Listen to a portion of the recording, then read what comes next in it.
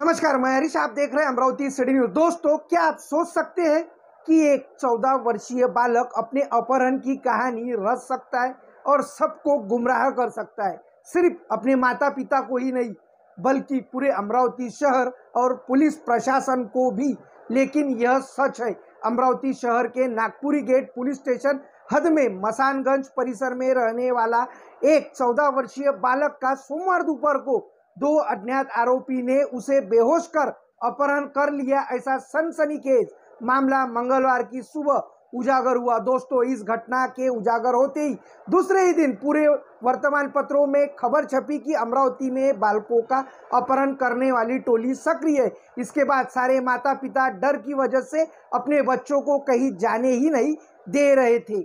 ना तो बच्चों को पार्क में खेलने भेजे जा रहे थे, ना पड़ोसियों के घर आंगन में, क्योंकि ऐसी खबर सुनकर सारे माता पिता डर के वातावरण में थे। दोस्तों, नागपुरी गेट के मसानगंज से सोमवार की दोपहर घर लौट रहे 14 वर्षीय बालक का अज्ञात दो आरोपियों ने बेहोश कर अपहरण करने का सनसनीखेज मामला मंगलवार की सुबह सामने आया था, जहां बालक ने अपने ही अपहरण की कहानी को रचा था। लेकिन पुलिस ने जब पूछताछ की तो कहानी का दोस्तों पर्दाफाश हुआ। तब पता चला कि वह बालक गुस्से में आकर घर से निकल गया था, जो नागपुर में अकेले देखते ही रेलवे पुलिस ने उसे पकड़ा। जानकारी के अनुसार 14 वर्षीय बालक के पिता व्यापारी है। बालक ने शुरुआत में बताया कि वह सोमवार की दोपहर 3 बजे दुकान से घर लौट रहा था।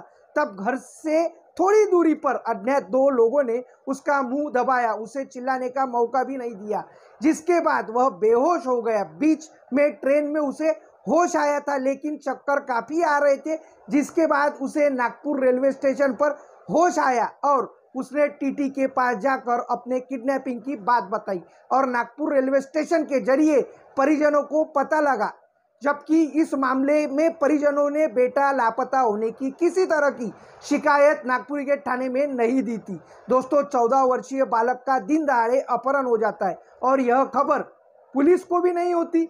यह बात हजम होने जैसी नहीं थी। मंगलवार के दोपहर तक उस नाबालिग के अपहरण की कहानी जैसे तैसे बनी थी, लेकिन जब नागपुरी गेट पुलिस को जानकारी मिली तो पुलिस ने मामले को गंभीरता से लेकर जांच शुरू की। बालक का जिस जगह से अपहरण हुआ है वहीं पर लगे सीसीटीवी की जांच की गई। तब बालक का अपहरण नहीं हुआ था ऐसा पता चला। पश्चात बालक व उसके परिजनों से पूछताछ की गई। उसके बाद सारी हकीकत दोस्तों सामने आई कि परिजनों की फटकार के गुस्से में आकर वह घर से निकला था, जिसके बाद ट्रेन में बैठकर नागपुर में उतरा। S6 के डब्बे से नीचे उतरने पर नागपुर में पुलिस को संदेह हुआ। तब पुलिस ने परिजनों से संपर्क किया था। लेकिन अब दोस्तों सोचने वाली बात यह है कि इस 14 वर्षीय बालक को अपने अपहरण की कहानी बताना कैसे सूझा? हो सकता है आपके पास इसका जवाब हो, और यह वह है मोबाइल, टीवी और इंटरनेट।